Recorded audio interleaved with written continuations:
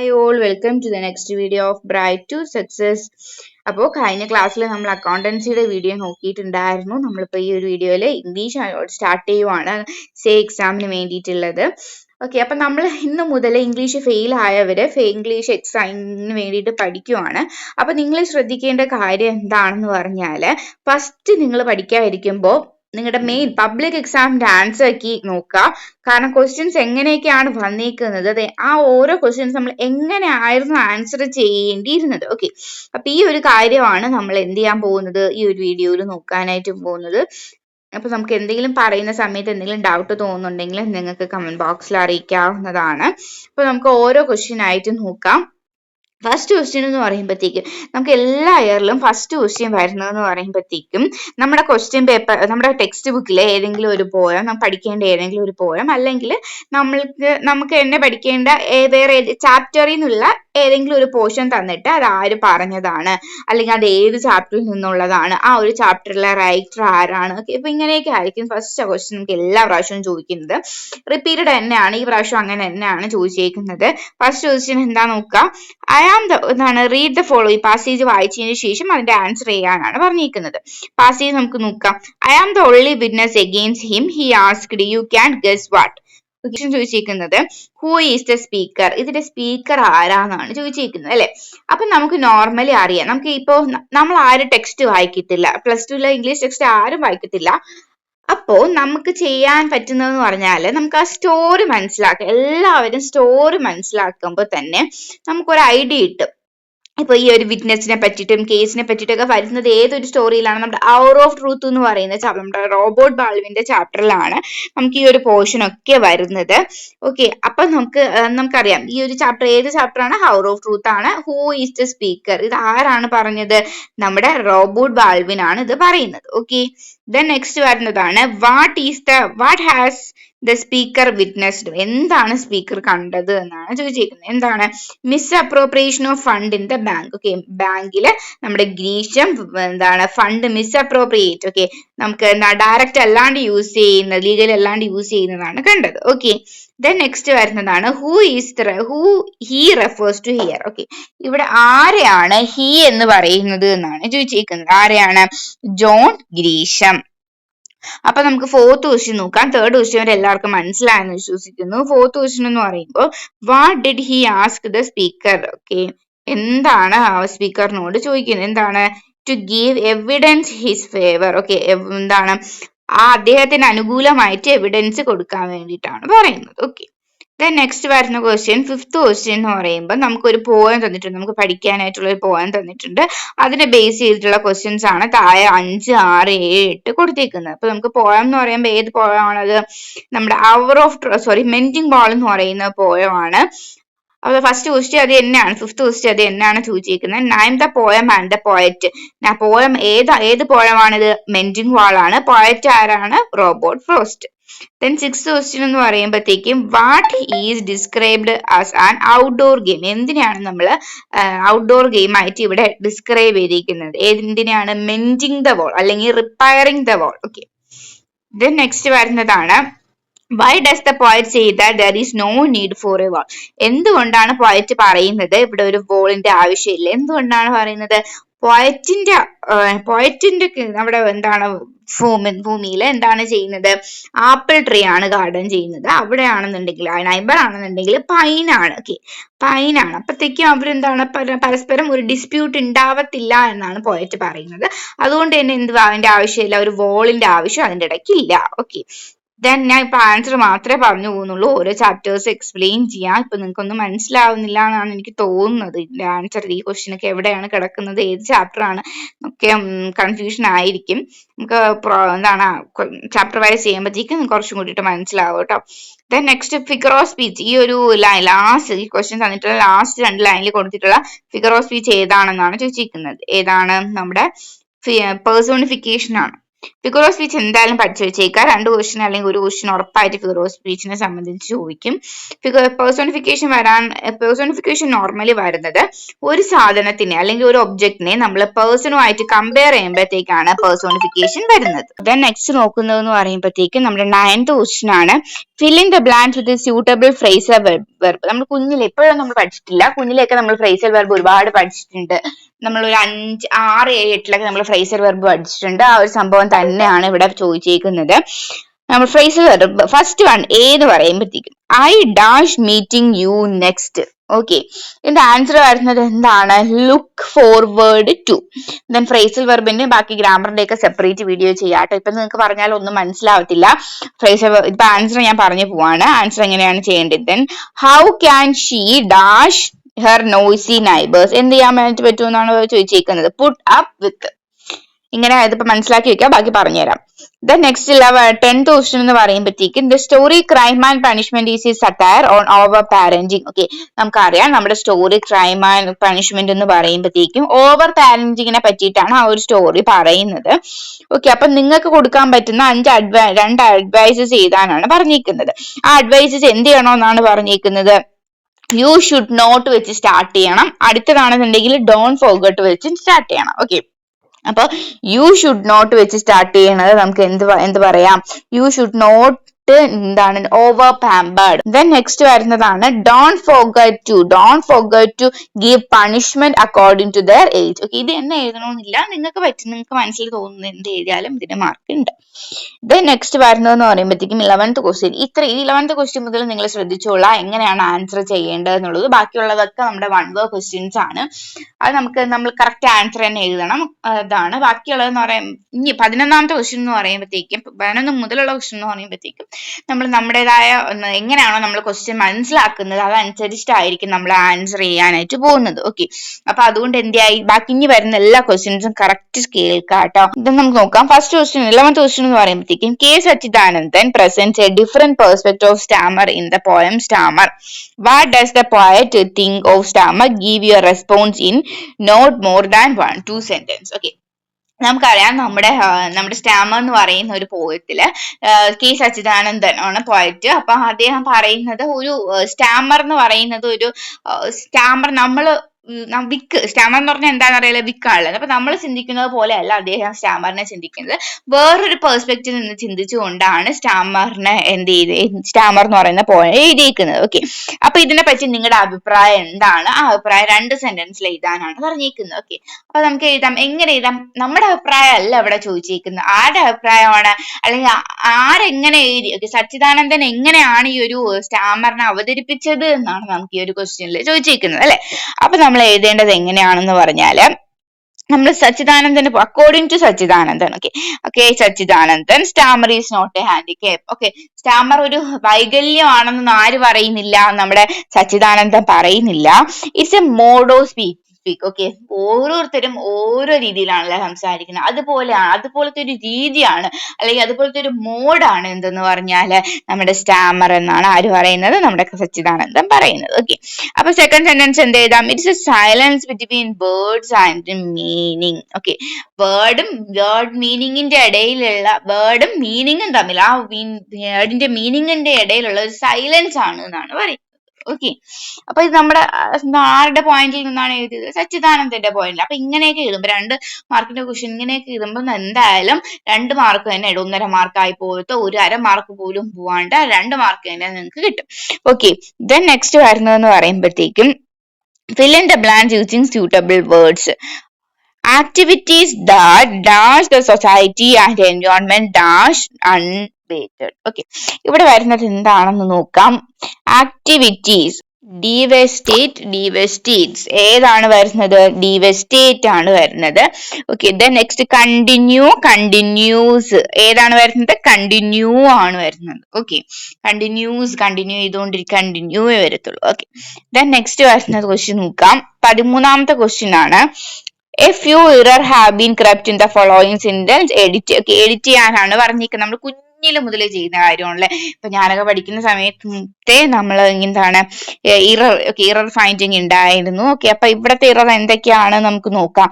എന്താണ് നോട്ടീസ്ഡ് അല്ല, നോട്ടീസ് ആണ്. I would notice a woman. നമ്മൾ ഒരിക്കലും I would noticed a woman അങ്ങനെ ഒരു ഇതില്ലല്ലോ. അപ്പൊ I would notice a woman.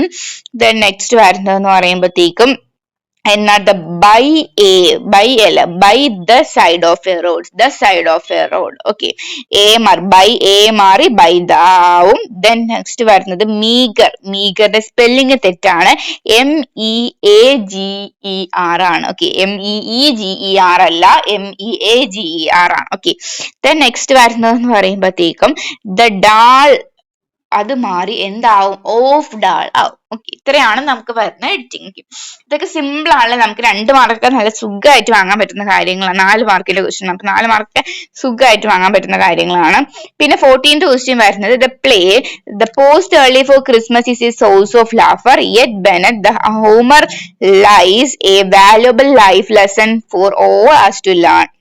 Okay, അപ്പൊ ഇതിന് സബ്സ്റ്റൈൻ ഇത് നമ്മൾ ചെയ്യേണ്ട എന്താണെന്ന് പറഞ്ഞാല്, ഇങ്ങനെ ഒരു ക്വസ്റ്റ്യൻ ചോദിക്കുമ്പോഴത്തേക്കും നമുക്ക് എവിടെയാണ്, ഓക്കെ, ഈ ഒരു നമ്മൾ എല്ലാവർക്കും അറിയാല്ലേ ഈ ഒരു ഇത് ഒരു പ്ലേ ആണല്ലേ നമ്മുടെ പോസ്റ്റ് ഏർലി ഫോർ ക്രിസ്മസ് എന്ന് പറഞ്ഞ പ്ലേ എല്ലാവർക്കും അറിയാം.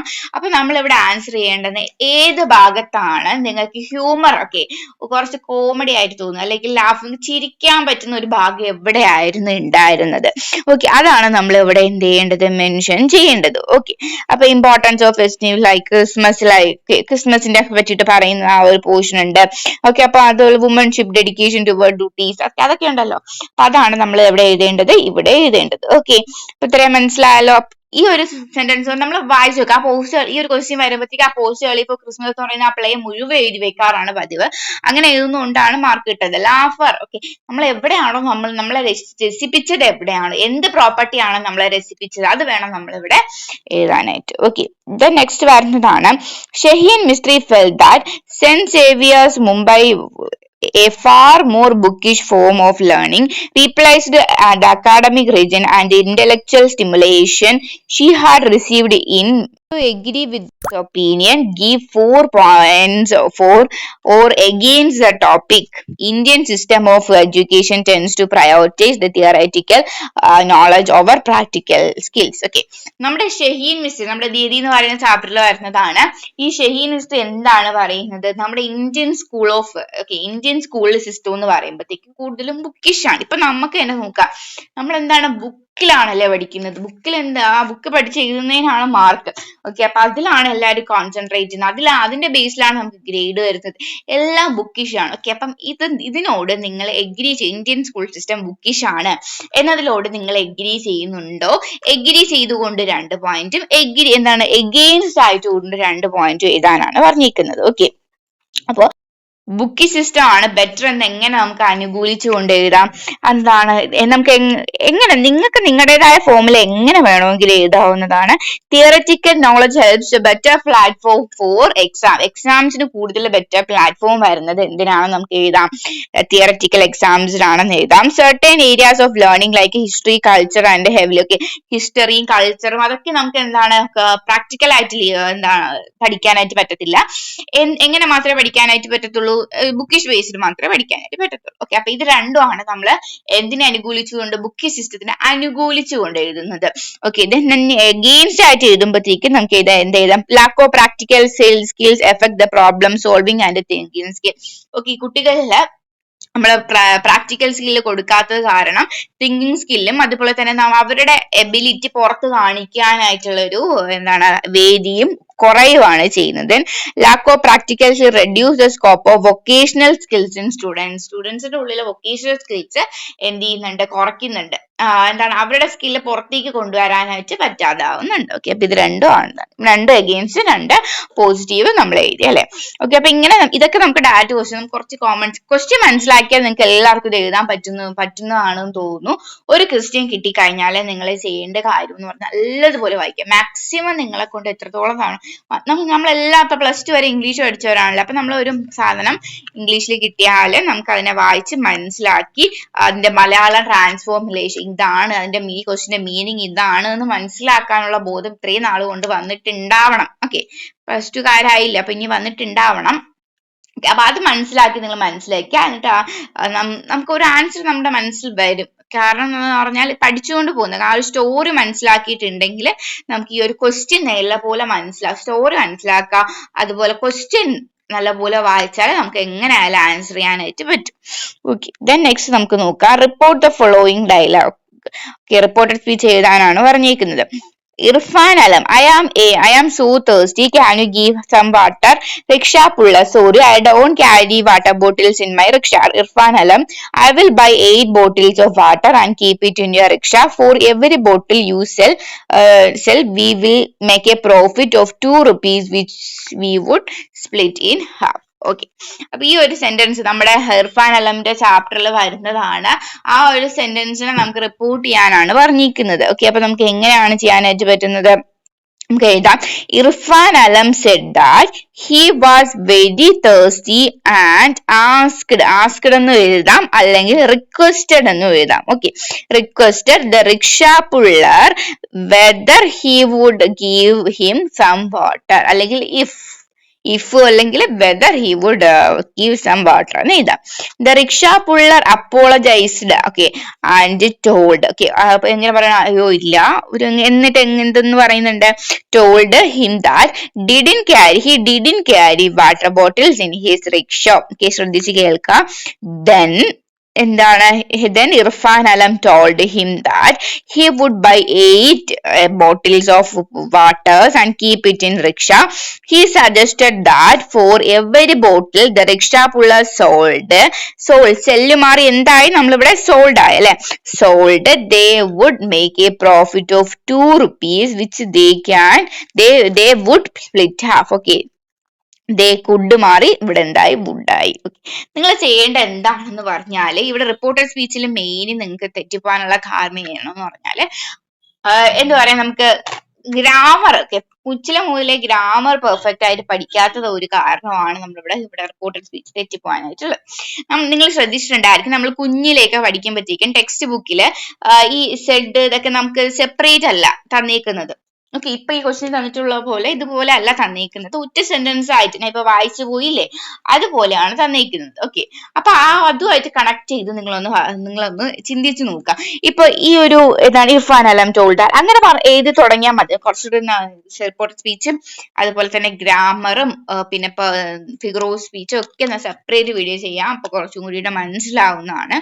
ഓക്കെ, ഇപ്പൊ കുറച്ചൊന്ന് ജസ്റ്റ് ഒന്ന് മനസ്സിലാക്കി വെക്കാം കേട്ടോ. ദെൻ നെക്സ്റ്റ് വരുന്ന ക്വസ്റ്റ്യൻ ആണ് 17th ക്വസ്റ്റ്യൻ എന്ന് പറയുമ്പോഴത്തേക്കും I spin the curtains, wrap and woof. ഇത് നമ്മുടെ എന്താണ്? Elaborate the idea on the lines. Okay, 2 lines ആണ്. ഓക്കെ, നമ്മുടെ ഏതോ ഒരു പോയത്തിലെ 2 ലൈൻസ് ആണ് തന്നേക്കുന്നത്. ഏത് പോയത്തിലെ 2 ലൈൻസ് ആണ്? നമ്മുടെ മദർ. ഓക്കെ, ഏത് പോയത്തിലാണ് നമ്മുടെ മദർ വരുന്നത്? എനി വുമൻ എന്ന് പറയുന്ന പോയത്തിലാണല്ലേ എന്താണ് മദറിനെ പറ്റിയിട്ട് പറയുന്നത്. അപ്പൊ ഈ ഒരു ലൈൻസ് എലാബറേറ്റ് ചെയ്യാനാണ് പറഞ്ഞിരിക്കുന്നത്. ഈ ഒരു ലൈൻസിൽ എന്താണ് പറഞ്ഞിരിക്കുന്നത്? നമ്മുടെ മദറിനെ പറ്റിയിട്ടാണ് എക്സ്പ്ലെയിൻ ചെയ്തിരിക്കുന്നത്. മദർ ഒരു അമ്മ എങ്ങനെയാണ് ഫാമിലിയിൽ, ഓക്കെ, അതിനെ പറ്റിയിട്ടാണ് ഇവിടെ എക്സ്പ്ലെയിൻ. നിങ്ങൾ ആദ്യം എഴുതുമ്പോഴത്തേക്ക് ഇത് എഴുതുക. ഈ ഒരു പോയം എന്താണ് ഈ നമുക്ക് എങ്ങനെ എഴുതാം? എനി വുമൺ എന്ന് പറയുന്ന പോയത്തിലുള്ള ഒരു പോർഷൻ ആണ്. എനി വുമൺ ഉള്ള പോയത്തിലെ റൈറ്റർ ആരാണെന്നും കൂടിയിട്ട് ആ ഒരു സെന്റൻസിൽ മെൻഷൻ ചെയ്യാം. ഓക്കെ, എന്നിട്ട് എന്ത് ചെയ്ത? Poet explain the importance of mother in a family. Okay, ആ സെന്റൻസ് അങ്ങനെ എഴുതാലോ. Then these lines tells are the duties of a mother in a home. എന്താണ് ഒരമ്മ എന്തൊക്കെ ഡ്യൂട്ടിയാണ് ഒരു വീട്ടിൽ ചെയ്യുന്നത് എന്ന് നമുക്ക് ഇവിടെ കാണിച്ചു തരുന്നുണ്ട്. പിന്നെന്താ, പിന്നെ അതൊക്കെ നമുക്ക് എന്താണ് ആ ഒരു പോയം വായിച്ചിൽ നിന്ന് കുറച്ച് കാര്യങ്ങൾ നിങ്ങൾക്ക് എഴുതാം. She is the charge of making the family home comfortable and joyful. Okay, ഒരു ഫാമിലിയെ കംഫർട്ട് ആക്കി വെക്കാനും ജോയ്ഫുൾ ആക്കി വെക്കാനും ഒക്കെ ആര് സഹായിക്കുന്നുണ്ട്? ഒരു മദർ സഹായിക്കുന്നുണ്ട്. ഓക്കെ, ദെൻ നെക്സ്റ്റ് എല്ലാ ആക്ടിവിറ്റീസ്, അവിടെയുള്ള എല്ലാ ആക്ടിവിറ്റീസും ചെയ്യുന്നത് ആരാണ് എന്നാണ് പറയുന്നത്? മദർ ആണ്. ഓക്കെ, അപ്പൊ ഇത്രയും കാര്യങ്ങളാണ് നമ്മൾ എന്ത് ചെയ്യുന്നത് ഈ ഒരു പോർഷനിൽ പറയുന്നത്. ഓക്കെ, ദെൻ നെക്സ്റ്റ് വരുന്നതെന്ന് പറയുമ്പോഴത്തേക്കും അപ്പൊ ഈ ഒരു ഇങ്ങനത്തെ ക്വസ്റ്റ്യൻസ് വരെ എലാബറേറ്റ് ഒരു പോയം തന്നിട്ട് എലാബറേറ്റ് ചെയ്യാനൊക്കെ പറയുമ്പോഴത്തേക്കും നിങ്ങൾ ചെയ്യേണ്ട കാര്യം എന്ന് പറഞ്ഞാൽ ആദ്യം ഇതിനെ പറ്റിയിട്ട് ആ ഒരു പോയം ഏതാണെന്ന് ഐഡന്റിഫൈ ചെയ്യുക, അതിന്റെ റൈറ്റർ ഇയാളാണെന്ന് മെൻഷൻ ചെയ്തതിന് ശേഷം എന്ത് ചെയ്യണം, താഴെ ആ ഒരു പോയത്തിന്റെ ഈ ഒരു ലൈൻ കൊണ്ട് എന്താണോ മനസ്സിലായി. ഇനി വുമണെ കാണുന്നുണ്ടെങ്കിൽ നമുക്ക് സുഖമായിട്ട് എഴുതാം. വുമൻസിനെ പറ്റിയിട്ട് എന്തെങ്കിലുമൊക്കെ എഴുതിയാൽ വരെ നിങ്ങൾക്ക് ഇവിടെ മാർക്ക് കിട്ടും. ഓക്കെ, ദെൻ നെക്സ്റ്റ് വരുന്നതാണ് today's women's are all set of take the various roles of life. In those roles they might face many challenges. List out 4 qualities of woman needs to face the challenges. Okay, ഒരു woman, പണ്ടത്തെ society പോലെ അല്ലല്ലേ ഇപ്പോഴത്തെ society. Woman ഒരുപാട് problems ആണ് face ചെയ്യേണ്ടി വരുന്നത്. അപ്പൊ ആ പ്രോബ്ലംസിൽ ഒരു ലൈഫ് അച്ചീവ് ചെയ്യാനായിട്ട്, ലൈഫിൽ ബെറ്റർ ആവാനായിട്ട് വുമൺ അച്ചീവ് ചെയ്യുന്ന 4 ചലഞ്ചസ് ഏതൊക്കെയാണ് എന്നാണ് ചോദിച്ചിരിക്കുന്നത്. ഓക്കെ, എന്തൊക്കെയാണ്? Empowered woman is not just an asset to the family. ഒരു എംപവേർഡ് വുമൺ എന്ന് പറയുന്നത് ഒരു ഫാമിലിക്ക് മാത്രമല്ല ഒരു അസെറ്റ് എന്ന് പറയുമ്പോഴത്തേക്ക്, ആർക്കും കൊണ്ട് സൊസൈറ്റിക്കും കൂടിയിട്ടാണ് അസെറ്റ് എന്ന് പറയുമ്പോഴത്തേക്കും. പിന്നെ എന്താണ്, അഡാപ്റ്റബിൾ ആയിരിക്കണം. ഒരു വുമൺ എന്ന് പറയുമ്പം അഡാപ്റ്റബിൾ എന്ന് പറഞ്ഞാൽ ചേഞ്ചിങ്, നമ്മുടെ എൻവയോൺമെന്റ് എന്ന് പറയുന്നത് അല്ലെങ്കിൽ നമ്മുടെ സൊസൈറ്റി എന്ന് പറയുന്നത് ചേഞ്ച് ചെയ്തുകൊണ്ടിരിക്കുകയാണ്. ഓരോ രീതിയിലും പല രീതിയിലും ചേഞ്ച് ചെയ്തുകൊണ്ടിരിക്കുകയാണ്. അപ്പൊ എന്താണ്, ചേഞ്ചിങ് എൻവയോൺമെന്റിലോട്ട് അഡാപ്റ്റ് ചെയ്യാൻ പറ്റുന്ന ഒരു എബിലിറ്റി ഉള്ളതായിരിക്കണം ഒരു എംപവേർഡ് വുമൺ എന്ന് പറയുമ്പോഴത്തേക്കും. ഓക്കെ, നെക്സ്റ്റ് എന്താ, കോൺഫിഡൻസ് ഉണ്ടായിരിക്കണം. എന്ത് കാര്യം ചെയ്യുമ്പോഴത്തേക്കും കോൺഫിഡൻസ് ഉണ്ടായിരിക്കണം. Don't depending. ഓക്കെ, അപ്പൊ ഒരിക്കലും ഒരാൾ ഡിപ്പെൻഡിങ് ആവരുത്. ഓക്കെ, ഇപ്പോഴത്തെ നമ്മുടെ സൊസൈറ്റിയിൽ നിങ്ങൾക്ക് തന്നെ നോക്കിയാൽ അറിയാം, നമ്മുടെ വീട്ടിലായാലും അമ്മമാര് ആയാലും അങ്ങനെയാണ് നമുക്കൊരു തോട്ട് പണ്ട് മുതലേ. നമ്മൾ ആരുടെയൊക്കെയും മുന്നിൽ ഡിപ്പെൻഡിങ് ആണ്. വുമൻസിന് അങ്ങനെ സെറ്റ് ചെയ്ത് വെച്ചേക്കുവാണല്ലേ, നമ്മൾ ആർക്കോ വേണ്ടി ഡിപ്പെൻഡിങ് ആണെന്നുള്ളത് സെറ്റ് ചെയ്ത് വെച്ചേക്കുവാണ്. ഓക്കെ, അപ്പൊ അതൊന്നും ഇല്ലാതിരുന്നാല് വുമൻസിന് നല്ലപോലെ ലൈഫിലേക്ക് മുന്നോട്ട് വരാനായിട്ട് സാധിക്കും. ഓക്കെ, അപ്പൊ ഈ ഒരു വുമൻസിനെ പറ്റിയിട്ട് വരുന്ന ക്വസ്റ്റ്യൻസ് എന്നൊക്കെ പറയുമ്പോഴത്തേക്കും നമ്മളിപ്പോ സൊസൈറ്റിയിൽ നടക്കുന്ന കാര്യങ്ങളാണ്, നിങ്ങൾക്ക് നോർമലി കുറച്ച് അറിയുന്ന കാര്യങ്ങളൊക്കെ ആണല്ലേ. അപ്പൊ നിങ്ങൾക്ക് പറ്റുന്ന സെന്റൻസിൽ അങ്ങ് എഴുതാം. ഓക്കെ, എഴുതുന്ന കാര്യങ്ങൾ നല്ലപോലെ എഴുതാൻ നോക്കുക. എന്ന് പറഞ്ഞാൽ ഇപ്പൊ തന്നെ ഞാൻ മറ്റേ എലാബറേറ്റിന്റെ ക്വസ്റ്റ്യൻ പറഞ്ഞു. അപ്പൊ നിങ്ങൾ സ്റ്റാർട്ടിങ്ങിൽ ഈ ഒരു പോയം എനി വുമൺ എന്ന് പറയുന്ന പോയമാണ്, ഇത് ആരാണ് എഴുതിയത് എന്ന് എഴുതുക. പിന്നെ ഇതിൽ പോയറ്റ് ഇതൊക്കെയാണ് പറയുന്നത്. അതൊക്കെ നമുക്ക് കറക്റ്റ് വേയിൽ എഴുതി വന്നാലും മാർക്ക് കിട്ടും. ഇനി എത്ര ബ്ലണ്ടർ ആണ് എഴുതി വെക്കുന്നത് പോലും നമ്മൾ സ്റ്റാർട്ടിങ് ഒക്കെ കറക്റ്റ് വേയിലൊക്കെ എഴുതി വന്നാൽ നിങ്ങൾക്ക് മാർക്ക് സ്കോർ ചെയ്യാനായിട്ട് സാധിക്കും. ഓക്കെ, then next വരുന്നത് പറയുമ്പോഴത്തേക്കും the African adage quoted by Christine Lagarde in her speech the 3 L's of empowerment throws the light of the importance of educating girl children. Explain the significance of adage in the few words. Okay, നമ്മൾ ആഫ്രിക്കയുടെ അഡേജ് നമ്മൾ പഠിച്ചിട്ടുള്ളതാണ്, എപ്പോഴും questions വരുന്നതുമാണ് African അഡേജിൽ നിന്നും. African adage എന്താണ് പറയുന്നത്? The African tell that importance of giving woman. African adage എന്ന് പറയുമ്പോഴത്തേക്ക് അതിൽ പറയുന്നത് എന്താണ്, വുമൻസ് ഒരു ബോയ്ക്ക് എഡ്യൂക്കേഷൻ കൊടുക്കുകയാണെന്നുണ്ടെങ്കിൽ ആ ഒരു ബോയ് മാത്രമാണ് എഡ്യൂക്കേറ്റ്, അല്ലെങ്കിൽ ആ ബോയുടെ ഡെവലപ്മെന്റ് മാത്രമാണ് നടക്കുന്നത്. ബട്ട് നമ്മളൊരു ഗേളിന് എഡ്യൂക്കേഷൻ കൊടുക്കുന്നതാണെന്നുണ്ടെങ്കിൽ ആ സൊസൈറ്റി തന്നെ എന്താണ്, ഡെവലപ്പ് ആവുകയാണ് ചെയ്യുന്നത് എന്നാണ് ആഫ്രിക്കൻ അഡേജ് പറയുന്നത്. ഓക്കെ, അപ്പൊ ഈ ഒരു അഡേജിനെ എലാബറേറ്റ് ചെയ്ത് അതിന്റെ മീനിങ് ഒക്കെ എഴുതാനാണ് പറഞ്ഞിരിക്കുന്നത്. നമുക്കപ്പൊ എങ്ങനെ എഴുതാവുന്നതാണ്? after importance of giving, African adage എന്താണ് പറയുന്നത്? Importance of giving education to the children. Okay, children education കൊടുക്കാം. When a boy is educated, ഒരു ബോയ് എഡ്യൂക്കേറ്റഡ് ആവുന്നുണ്ടെങ്കിൽ it's benefits are enjoyed by himself. Okay, ആ ഒരു ബോയ്ക്ക് മാത്രമാണ് ആ ഒരു ബെനിഫിറ്റ് കിട്ടുന്നത്, ആ ഒരു എഡ്യൂക്കേറ്റഡ് ആയിട്ട് ബെനിഫിറ്റ് കിട്ടുന്നത്. However educating A girl helps in influencing her family. Okay, ആ ഒരു ഗേളിനെ എഡ്യൂക്കേറ്റ് ചെയ്യുകയാണെന്നുണ്ടെങ്കിൽ ആർക്കും കൂടിയിട്ട് ഗുണകരമായിരിക്കും, ഫാമിലിക്കും സൊസൈറ്റിക്കും കൂടിയിട്ട് എന്താണ്, ഹെൽപ്ഫുൾ ആണ്. ഓക്കെ, അപ്പൊ ഇതാണ് നമ്മുടെ ആഫ്രിക്കൻ അഡേജ് പറയുന്നത്. Then adage tells about the needs of empowering the world communities through the education. Woman എന്തിലൂടെ എഡ്യൂക്കേറ്റഡ് ആവണം, എന്തിലൂടെ എംപവേർഡ് ആവണം എന്നാണ് പറയുന്നത്? എഡ്യൂക്കേഷനിലൂടെ എംപവർ ആവണം എന്നാണ് ഇവിടെ പറയുന്നത്. ഓക്കെ, അപ്പൊ നമ്മൾ ഈ ഒരു പോർഷൻ, ഈ ഒരു വീഡിയോ ഇതോട് കൂടിയിട്ട് അവസാനിപ്പിക്കുകയാണ്. ബാക്കി സെക്കൻഡ് പാർട്ടിൽ, ഓക്കെ, ബാക്കി ക്വസ്റ്റ്യൻ സെക്കൻഡ് പാർട്ടിൽ നോക്കാം. ഉടനെ അപ്ലോഡ് ചെയ്യുന്നതായിരിക്കും സെക്കൻഡ് പാർട്ട്. പിന്നെ ഈ വീഡിയോ നിങ്ങൾക്ക് എല്ലാവർക്കും ഹെൽപ്ഫുൾ ആയോ, നിങ്ങൾക്ക് യൂസ്ഫുൾ ആയിട്ട് തോന്നുന്നുണ്ടോ എന്നുണ്ടെങ്കിൽ കമന്റ് ബോക്സിൽ പറയാം കേട്ടോ. ഫ്രണ്ട്സിനും കൂടിയിട്ട് ഷെയർ ചെയ്ത് കൊടുക്കുക. അപ്പോൾ നമുക്ക് ബാക്കി വീഡിയോസും, ബാക്കി ഇംഗ്ലീഷ് ഇത് മാത്രമല്ല, ബാക്കി ഇംഗ്ലീഷിന്റെ വീഡിയോസ് എല്ലാം ഉടനെ അപ്ലോഡ് ചെയ്യുന്നതായിരിക്കും. നിങ്ങൾക്ക് എന്തെങ്കിലും ഡൗട്ട് ഉണ്ടെങ്കിൽ കമന്റ് ബോക്സിൽ അറിയിക്കാവുന്നതാണ്. Okay, thank you all.